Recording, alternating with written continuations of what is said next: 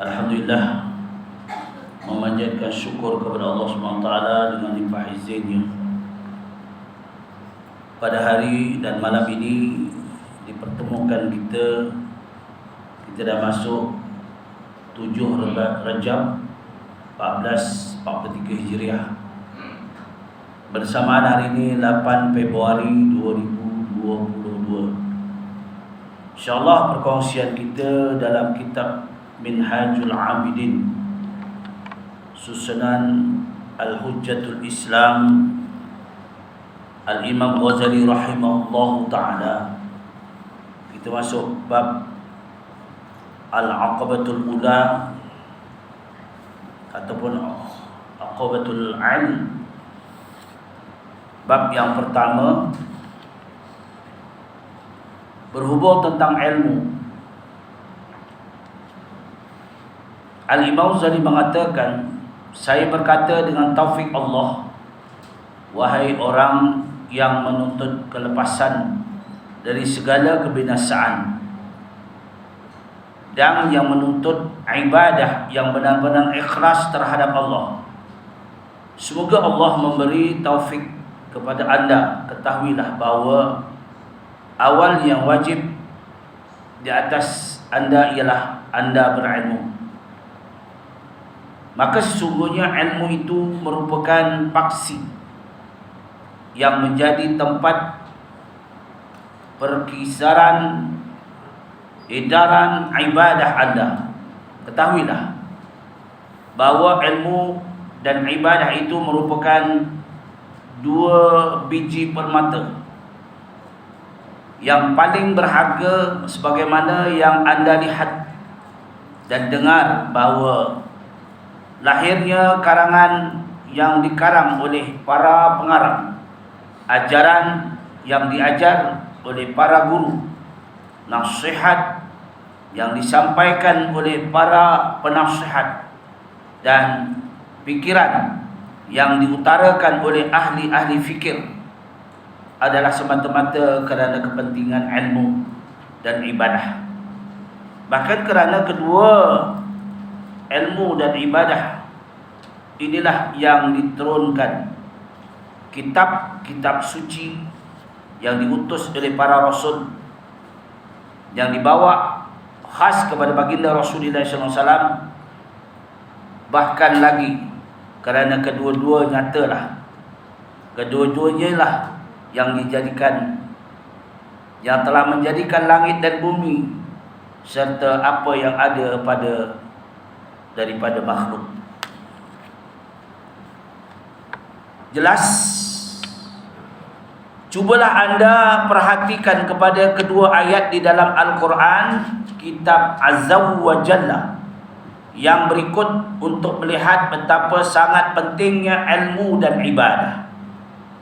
Nyatakan di sini, Allahul ladzi khalaqas sab'a samawati wa minal ardi mislahunna yatazallul amru bainahunna lita'lamu annallaha ala kulli syai'in qadir wa annallahu qadara ahata bikulli syai'in ilma. Ya, daripada surat Talaq, Allah menciptakan 7 petala langit, dan daripada bumi Ia menciptakan seumpamanya jua. Turun perintah Allah antaranya langit dan bumi supaya kamu semua berilmu, mengetahui bahawasanya Allah telah meliputi akan ilmunya dengan tiap-tiap sesuatu. Sudah cukuplah ayat ini menjadi dalil nakli dan dalil akli. Dalil nakli Al-Quran, dalil nakli pemikiran kita. Ya. Di atas kemuliaan ilmu, terutamanya ilmu tauhid, ya, terutama ilmu aqaid, akidah, pegangan. Kerana aqaid ini sangat penting bagi setiap individu, ya. Dan ayat yang kedua pula, Allah menyatakan dalam firman-Nya, Allah Ta'ala yang merupakan seagung-agung pengucap kata, wa ma khalaqtul jinna wal insa illa liya'budun. Ayat 56 dalam surah Az-Zariyat. Ya. Dalam surah Az-Zariyat.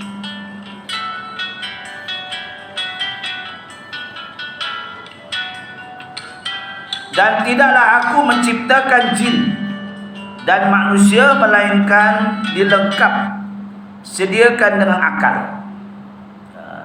Itulah kejadian manusia dan jin.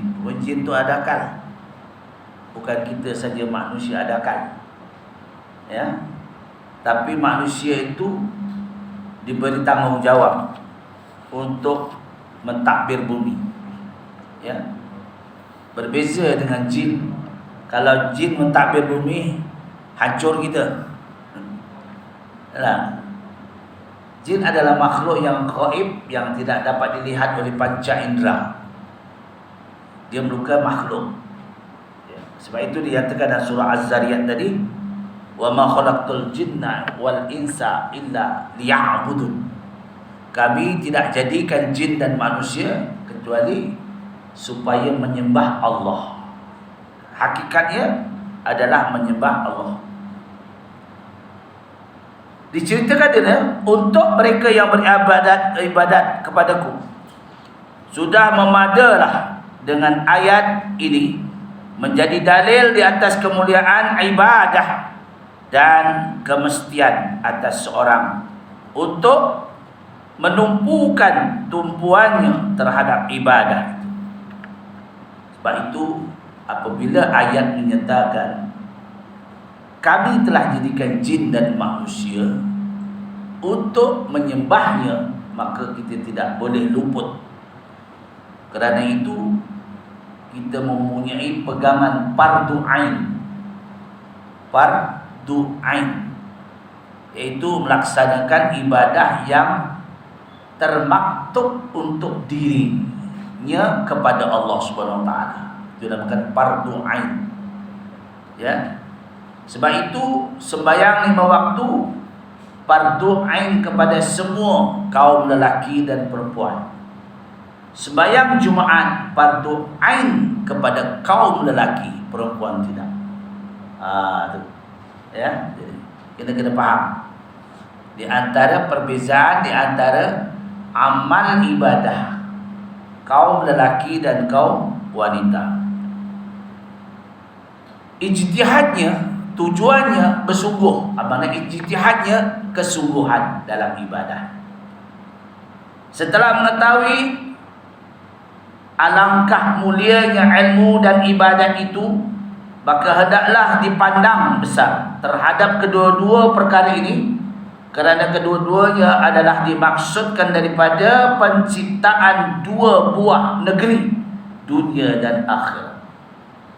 Oleh itu, wajiblah bagi seseorang hamba bahawa jangan dia membimbangkan dengan sesuatu melainkan dengan kedua ini, iaitu ilmu dan ibadah.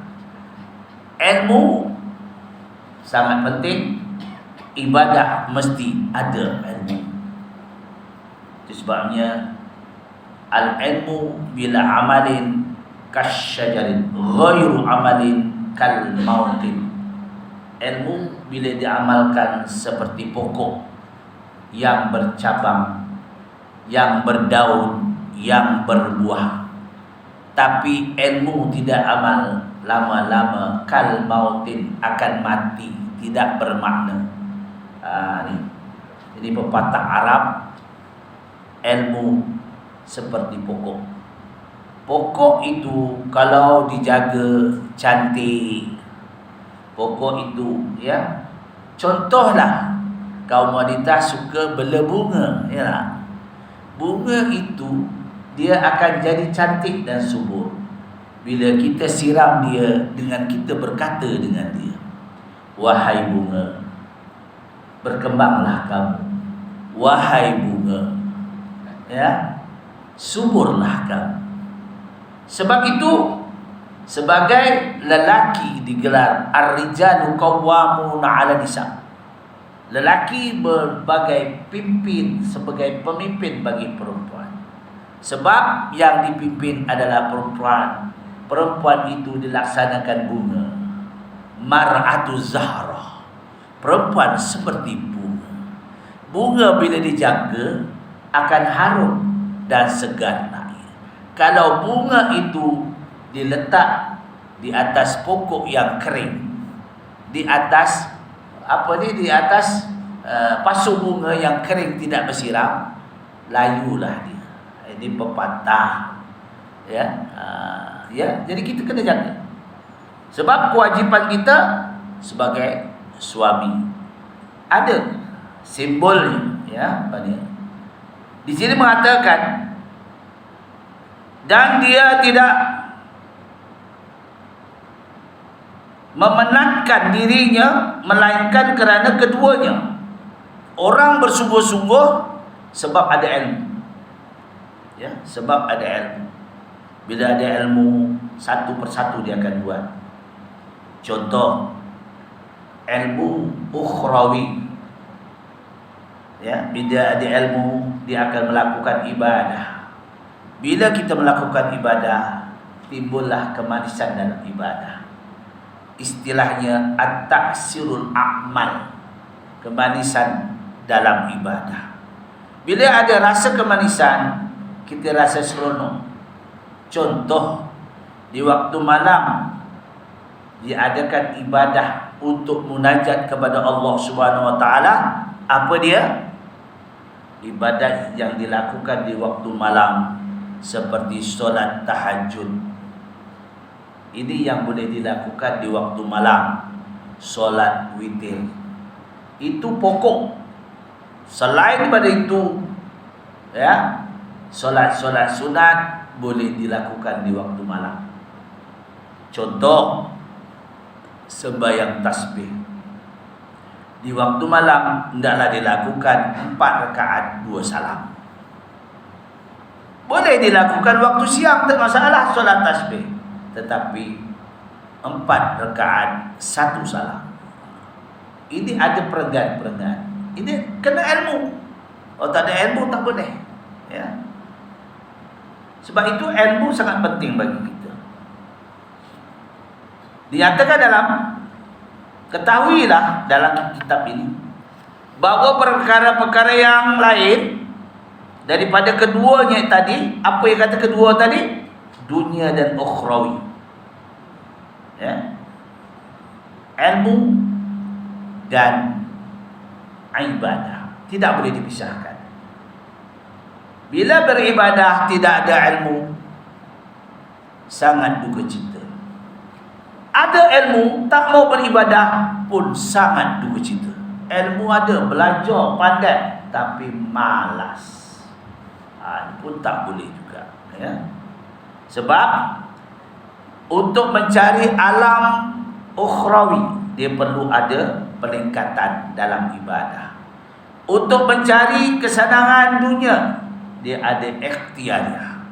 Sebab kita berpandu kepada pahaman ahli sunnah wal jamaah. Kedua-duanya merupakan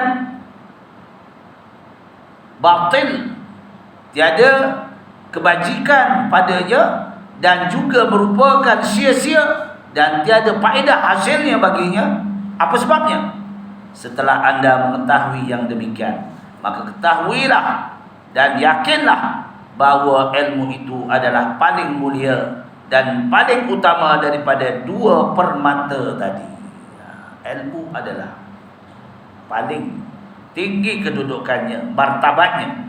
Karena itu baginda Rasulullah SAW ada bersabda, inna fadlal alimi 'alal 'abidi ka fadli 'ala adna rajulin min ummati.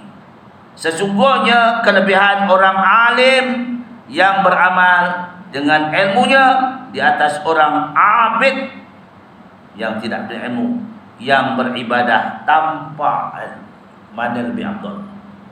Alim beramal, alim malas, tak jadi juga. Ada ilmu, ya. Tapi kalau dia alim, dia beramal. Sebab dia tahu, ya. Seperti kelebihan diriku di atas orang yang paling rendah martabatnya daripada umatku. Sabdanya baginda Rasulullah SAW, nazratun ilal alimi ahabbu ilayya bil ibadati sunnati syamiha wa qiyamiha.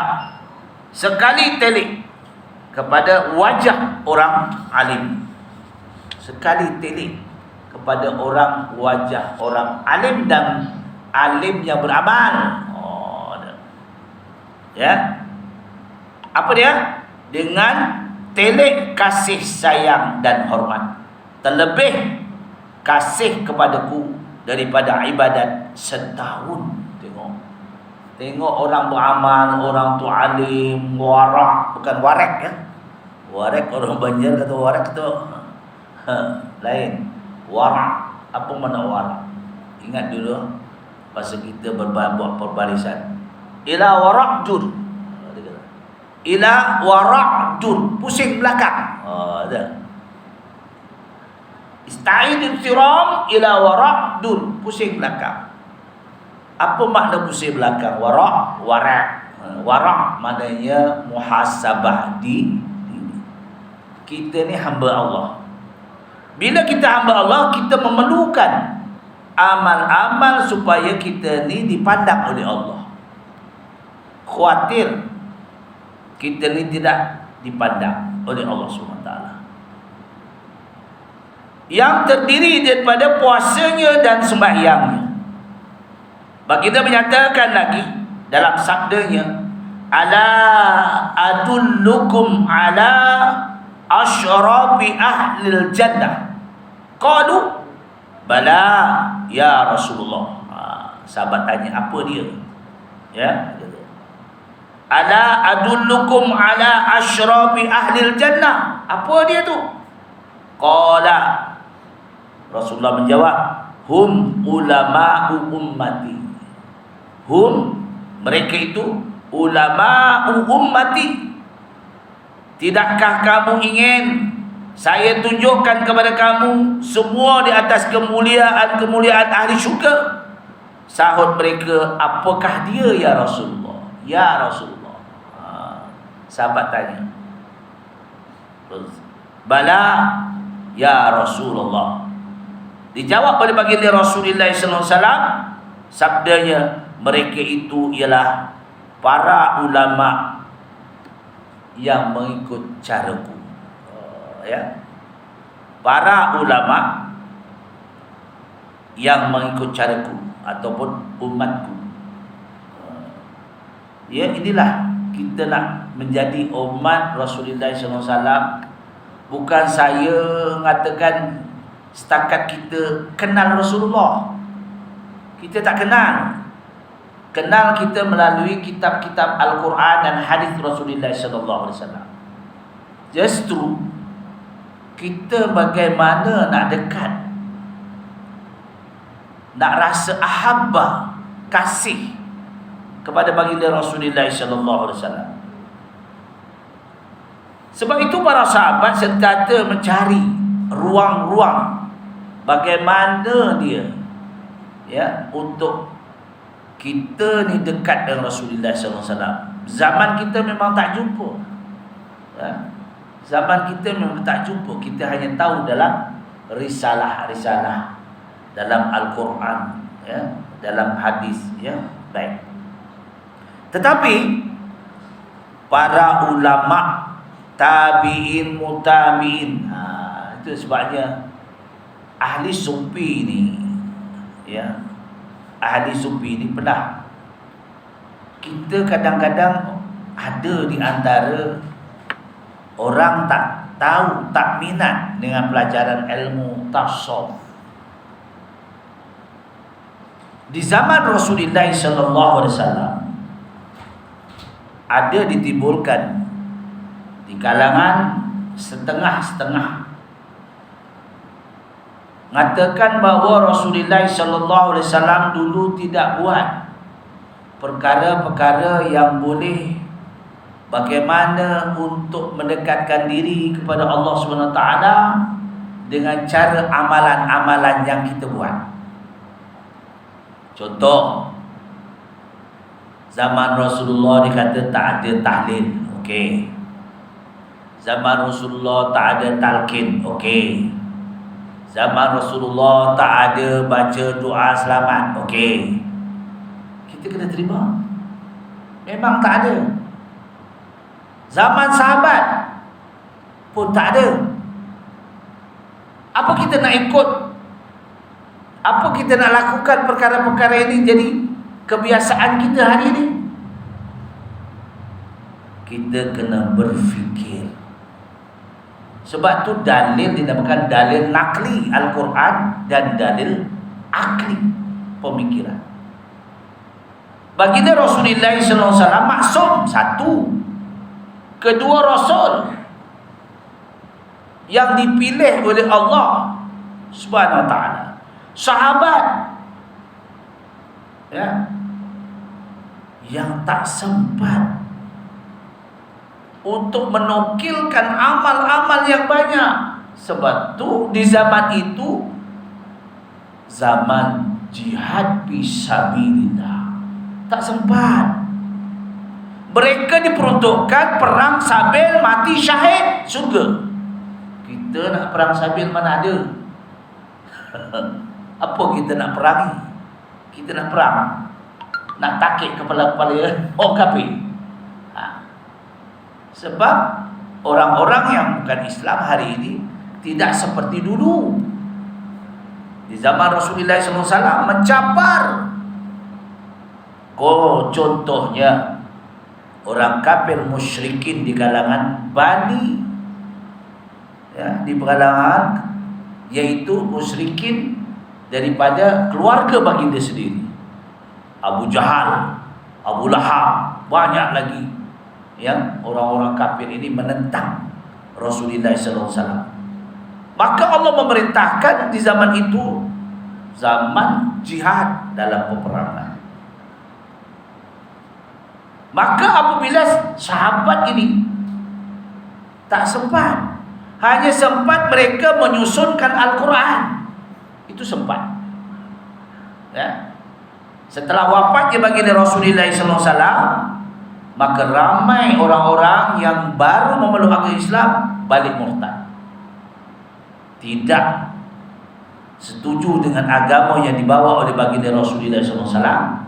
Maka Abu Bakar As-Siddiq radhiyallahu anhu telah memerintahkan untuk memerangi mereka kerana mereka ini sudah tidak mau mengikut ajaran Islam, utamanya membayar zakat. Tapi semasa mereka berperang, ya, habis masa mereka berperang, tidak dapat mereka tak nukilkan langsung. Yang untuk yang ada pun alhamdulillah menyusunkan Al-Quran. Itu pun pandangan daripada Umar bin Khattab radhiyallahu an kepada Abu Bakar As-Siddiq radhiyallahu an, wahai pemimpin yang pertama, khalifah pertama, apabila berlaku peperangan jihad, ramai di antara orang yang mendengar wahyu yang disampaikan oleh baginda terlalu dibacakan kepada sahabat, sahabat banyak gugur. Ramai yang gugur dalam peperangan. Lalu Umar bin Khattab memberi pandangan, dia bukan nak potong trip, ya. Dia lepas khalifah yang kedua, dia tak potong trip. Dia minta izin, wahai kekanda Abu Bakar As-Siddiq, bagaimana gayanya?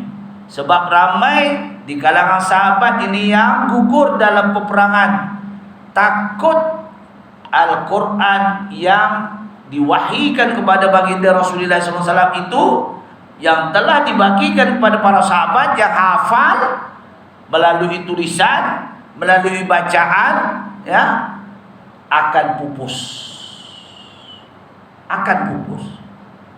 Maka Umar bin Khattab menyatakan pandangan kepada Abu Bakar As-Siddiq. Lalu Abu Bakar As-Siddiq memerintahkan, wahai Umar, kau ambillah Zaid bin Sabit sebagai ketua. Selain pada Zaid bin Sabit, Syu'bah, ya, Umar bin Khattab, Utsman bin Affan, Sayyidina Ali karramallahu wajhah, dan Asim, Hafaz. Ya, ini dia kalangan yang banyak. Kenapa diberi mandat ini kepada Zaid bin Sabit? Kerana Zaid bin Sabit ketika itu usianya masih muda, dalam lingkungan 18 tahun. Orang muda ni kuat ingatan. Ya, orang usianya yang lebih daripada lebih daripada 20 ke atas ni kadang-kadang lupa. Tak? Betul tak? Betul tak tuan-tuan? Lupa. Kadang-kadang cermin ni kita kat sini, cermin mata ni mana marah isteri. Yang mana cermin mata saya? Cermin mata? Tadi abang pakai. Tak ada, kat mana ya letak? Yang kat hidung, atas hidung abang tu apa? Astaghfirullahalazim. Cermin dipakai pun boleh lupa. Betul tak? Sebab faktor usia. Sebab itu Abu Bakar As-Siddiq suruh lantik di kalangan orang muda. Dalam peperangan, Rasulullah menyuruh melantik siapa? Usamah bin Zaid. Ketika itu Usamah bin Zaid berusia 14 tahun. Datang sahabat tak puas hati. Ni bukan tak ada, tak puas hati ada. Sahabat bertanya Rasulullah, kenapa dipimpin orang yang masih muda jadi ketua peperangan? Kenapa tak lantik kami yang tak setia dengan perintahmu ya Rasulullah? Senyum Rasulullah. Rasulullah tak jawab apa, senyum. Apa kata Rasulullah? Terimalah hakikat, kita dah berusia. Tu. Sebab itu bagus. Minta maaf lah bagi kata. Jantan kuasa ni bagi orang muda-muda cergas. Cuba. Orang muda 2 orang pun, kalau dia angkat periuk, larat dia. Orang macam kita 3 orang baru larat. Betul tak? Minta maaf lah. Itu faktor kekuatan. Betul tak? Ni dah. Ini memang gitulah. Jadi itu sebabnya ingatan-ingatan itu makin usia makin terlupa, ya tak? Kadang-kadang surah sajadah pun berulang. Tak? Tak salah. Tatajaba junubum, tatajaba junubum, tak dekat-dekat. Sebab segi pengalaman, segi ilmu okey. Segi habazat mungkin ada kekurangan. Itu faktor. Baik. Jangan kita salahkan pula. Sebab itu kalangan muda, Rasulullah dah mendidik dari kalangan muda. Usamah bin Zaid adalah cucu angkat Rasulullah, anak kepada Zaid bin Harithah. Dilantik sebagai ketua peperangan. Terima hakikat. Baik. Justru ketahuilah, maka sesungguhnya ilmu itu diibaratkan sebagai pokok. Tadi saya katakan ilmu sebagai pokok. Betul tak? Al-ilmu bila amalin kasyajarin ghairu amalin kal mautin. Ilmu bila diamalkan dia akan naik juga, berbuah. Seperti dibaja. Tapi ghairu amalin kal mautin. Ilmu sebagai pokok. Dan ibadah pula diibaratkan sebagai buahnya. Kita ada ilmu, kita buat amal. Ada ilmu buat amal. Ambil contohlah. Kalau tuan-tuan nak tahu apa amalan dia besar tapi untung. Sedikit mudah tapi untung. Kalau tuan-tuan tak percaya, tuan-tuan ada pergi kedai buku, ambil satu kitab Nasihatuddin ataupun nasihat agama. Di sana ada mengatakan kita kadang-kadang kita tak tahu benda ni. Sebab itu Rasulullah mengatakan umat baginda Nabi Muhammad umurnya di antara 6 wa 70. Di antara berapa? 60 ke 70. Semalam guru saya yang mengajar saya dan sahabat saya yang sama-sama duduk di Brunei, semalam saya pergi balik kampung, saya lihat dia sakit ni gambar panas, sakit dah tak boleh berjalan apa, dah selama 4 tahun lebih. Kemudian dikunjungi oleh orang yang datang ada bawa virus COVID-19. Tak, balik dia orang tu, satu keluarga family, dia yang sakit, isteri dan anak buah, anak saudara dia terkena COVID-19. Maka dibawa hospital Teluk Intan dalam jangkaan 3 hari 4 hari ke lebih kurang tu, lebih sikit lah. Tahu-tahu dah innalillahi wa inna ilaihi raji'un. Dan kebuminya semalam, secara orang kebuminya, orang yang kena COVID-19 macam mana?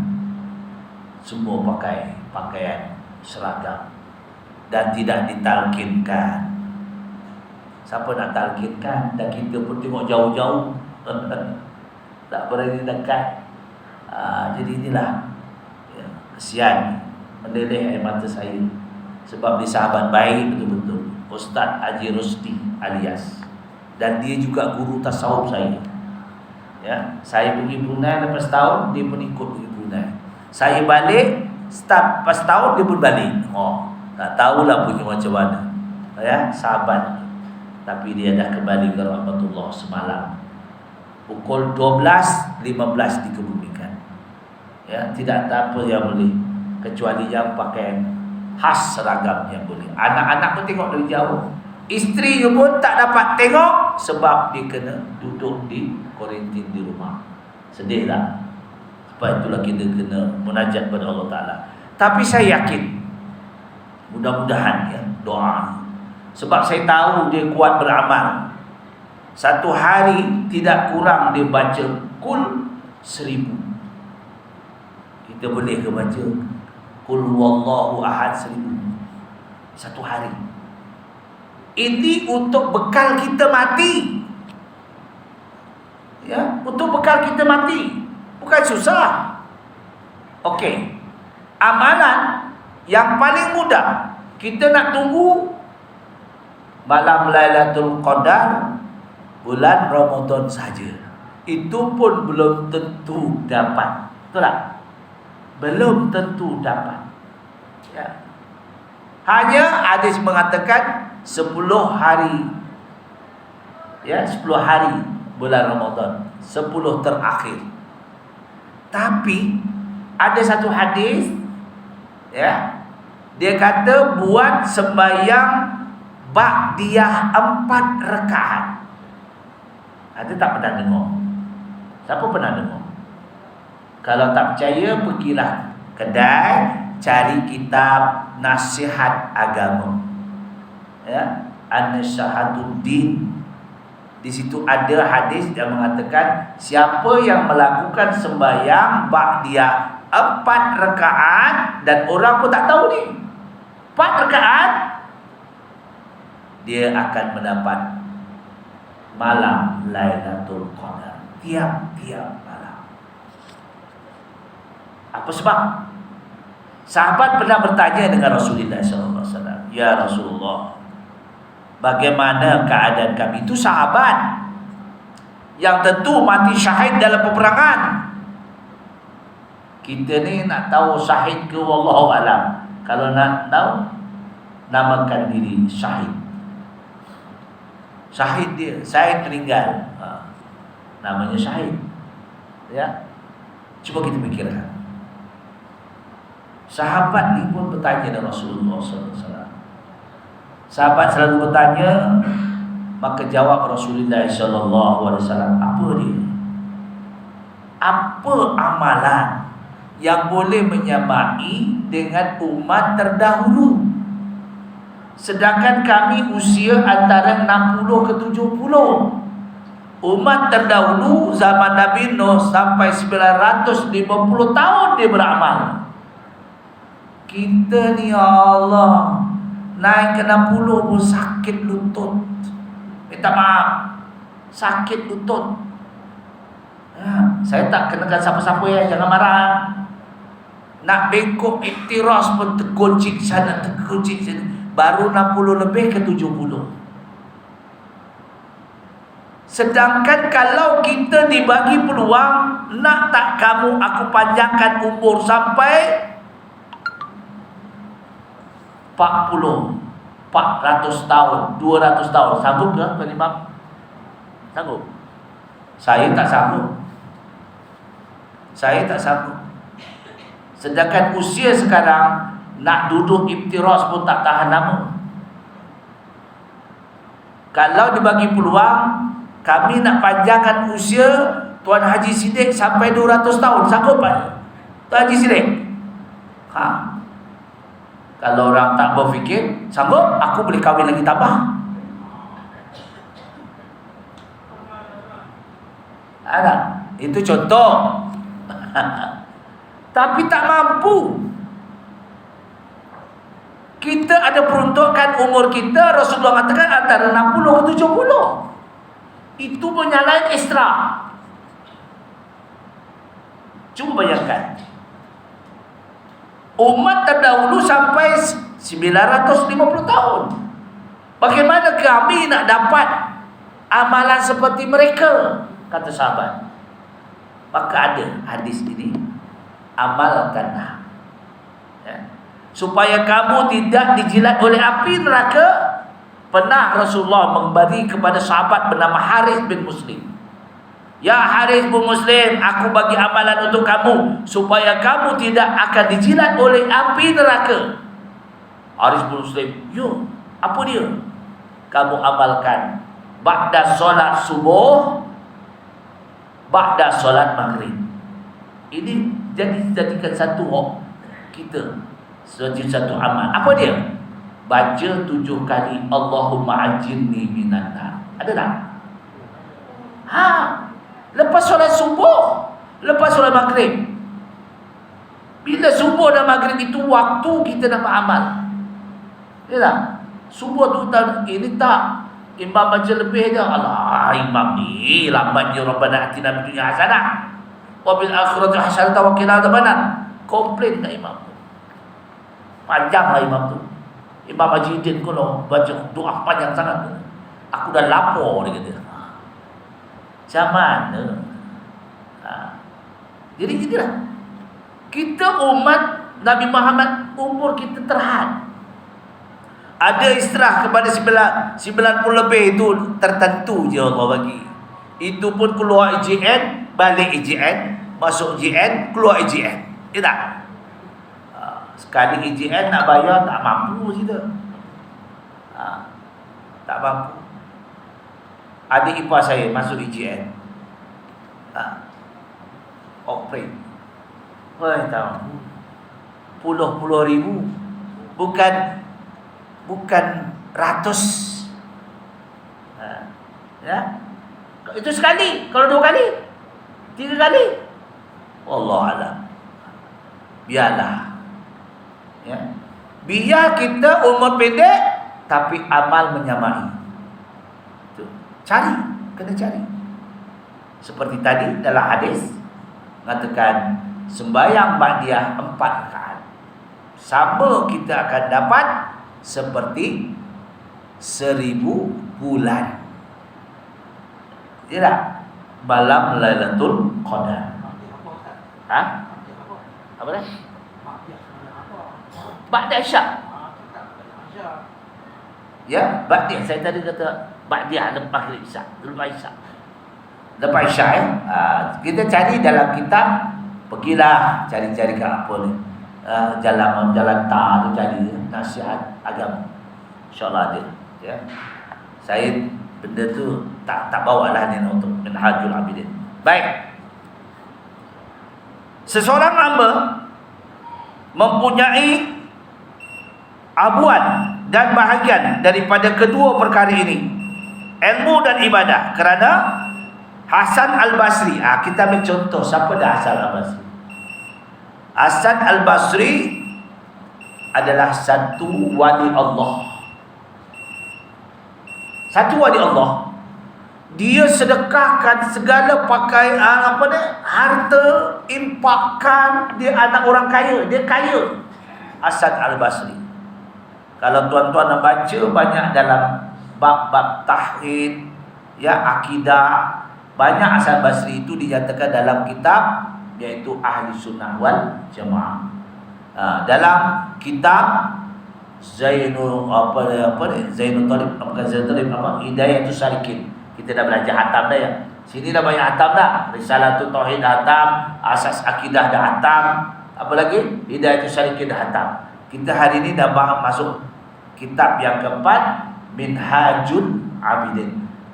Jom. Jom menuju ke surga. Sedang ke menuju ke surga? Jom saja, yalah. Jom ke pasar. Senang ke pasar. Minhajul Abidin. Baik. Dinyatakan di sini contohnya Hasan Al-Basri telah berkata, tuntutlah olehmu ilmu ini sebagai tuntut yang tidak memberi mudarat kepada ibadah, dan tuntutlah pula ibadat ini sebagai tuntut yang tidak memberi mudarat kepada ilmu. Jadi orang beramal ada ilmu, ya, ada ilmu boleh beramal. Senang ya? Orang beramal ada ilmu boleh beramal. Maksudnya bahwasanya tatkala tetaplah kedudukan ilmu dan ibadah itu penting. Tidak dapat tiada bagi seseorang hamba itu memiliki kedua-duanya sekali, maka sudah tentu ilmu itu tidak dapat tiada terlebih utama dan didahulukan, kerana ianya merupakan asal, ya, ummi. Ingat tak Rasulullah asalnya memang ummi rasulan, ya. Rasulullah asalnya ummi. Dia tak boleh baca, dia tak boleh menulis. Ya. Kalau kita tak boleh, kita tengok dalam surah Jumaat. Surah Jumaat. Rasulullah ummiyuna rasulan. Ya, dia asalnya tak boleh baca, tak boleh tulis. Siapa yang mengajar Rasulullah sallallahu alaihi wasallam? Ialah malaikat Jibril alaihissalam. Iqra bismi rabbikal ladzi khalaq, khalaqal insana min 'alaq. Iqra wa rabbukal akramul ladzi 'allama bil qalam. Pen. Ya. Daripada baca dan tulis. 'Allama bil qalam. Terang, ya. Itu Rasulullah. Maka sudah tentu ilmu itu tidak dapat tiada terlebih utama didahulukan, kerana ianya merupakan asal ummi seseorang dan juga merupakan dalil petunjuk jalan ibadah. Kerana itu baginda Rasulullah SAW ada bersabda, al-ilmu imamul amal wal amalu tabi'uhu. Ilmu itu merupakan imam kepada amal, sedangkan amal itu pula menjadi pengikutnya sebagai makmum. Betul tak? Itu sebab itu bila orang jadi imam, bila kita katakan kenapa Al-Quran imam? Kenapa Al-Quran? Bila disoal marrabbuka, Allahu Rabbi. Ma imamuka, Imam Ajidin. Ada boleh jawab itu? Ya. Sebab itu Al-Quran segala ilmu ada di sana. Taraktu amrani ma tamasaktu bima la tadilu abada kitabillah wa sunnati Rasulillah. Dua perkara yang kutinggalkan kepada umatku pasti tidak akan sesat buat selama-lamanya. Apa dia? Kitabillah Al-Quran wa sunnati Rasulillah. Baik. Ada sikit lagi ya? Tak apa, sikit lagi. Belum masuk pertama ni, baru mukadimah. Ya. Ilmu itu merupakan imam kepada amal, sedangkan amal itu pula menjadi pengikut bagi ilmu. Sesungguhnya telah jadilah ilmu itu asal yang diikuti oleh yang lain, yang memastikan anda mendahulukan daripada ibadah disebabkan oleh dua perkara. Pertama, supaya hasillah bagi anda ibadat yang sebenar lagi sah, dan ianya terselamat daripada cacat cera. Cacat cera. Contoh, orang ada ilmu, dia akan mengambil air sembahyang macam mana. Berutuk aja syarat untuk sah sembahyang. Itu sebabnya, ya, bukan main-main. Ya, walaupun ambil wudu, kadang-kadang ambil wudu dia tak sampai kepada tahap yang diluluskan. Khawatir kita ambil wudu tak lulus. Kenapa ada senang je ambil wudu ustaz tapi tak lulus? Kenapa? Sebab tidak mengikut aturan yang ditentukan, tidak sampai air sembahyang itu. Kita tahu ada ilmu, tahu apa dia? Perbezaan di antara air mutlak, perbezaan dengan air mutlak, air mustakmal, air mutanajis. Ada 3 perkara. Apa dia air mutlak? Air yang mengalir, yang kita tidak tertitis apa pun baginya. Percikan daripada kita sendiri pun dinamakan, kalau terkena, terpercik, maknanya air mustakmal. Maka dia terdapat ada najis, itu air mutanajis. Itu pun mesti ada ilmu. Bagaimana sembahyang? Ambil contoh paling sebenarnya yang mudah. Sembahyang ini kena kita melaksanakan imam di depan. Ini pun ada. Imam depan. Bila datang makmum, ambil belah kanan. Ini kaedah. Ada ilmu belah kanan. Bila datang kedua, ambil kiri, cantum keduanya. Akan jadi satu sop. Kemudian yang satu sop depan ini penuhkan kanan kiri, kanan kiri, kanan kiri, kanan kiri sampai penuh. Okey. Sop kedua, orang selalu pergi ke tengah. Betul tak? Betul tak? Sebenarnya adab dalam kitab Bidayatul Hidayah ke kanan dulu. Terus. Itu pun ilmu. Cuba tuan-tuan pergi mana-mana masjid berjemaah, dia akan ambil belah tengah. Ada pula belah tengah. Kena ambil sebelah kanan. Minta maaf, saya cakap terus terang, sebab saya baca dari kanan ke kiri. Jangan kanan pula kiri itu dia ambil tengah. Ya. Sehingga kan apabila orang tu ada ke kanan, kita nampak. Ya, sehingga kan begitu tentang jamaah. Kita tengah sembahyang, tiba-tiba ada kumpulan. Kumpulan ini diceritakan dalam kitab, ya. Kumpulan datang lebih daripada kita sembahyang seorang, maka kita kena redha menjadi makmum dia. Kita mengisut. Bukan mengisut tu mata setapak demi setapak demi setapak untuk menyertai kumpulan bermakmum tadi. Betul tak? Ni. Kalau dia tak mau ikut kita, ya tak? Kalau dia mau ikut kita jadi makmum kita, alhamdulillah. Kadang-kadang tak mau ikut. Oh, dia ada kumpulan dia sendiri, firqah dia sendiri. Dia ada. Ada kadang-kadang kita mengalah lah, terima hakikat kita seorang-seorang. Tapi macam mana ustaz? Kalau kita dah 2 rakaat, dia baru masuk. Khilaf ya. Boleh juga kita tunggu dia. Ya. Khilaf ya. Tapi kita nak terus-terus lah dah. Sebenarnya kita kena, orang tu datang kemudian kena ikut kita. Imam tengah sembahyang seorang-seorang.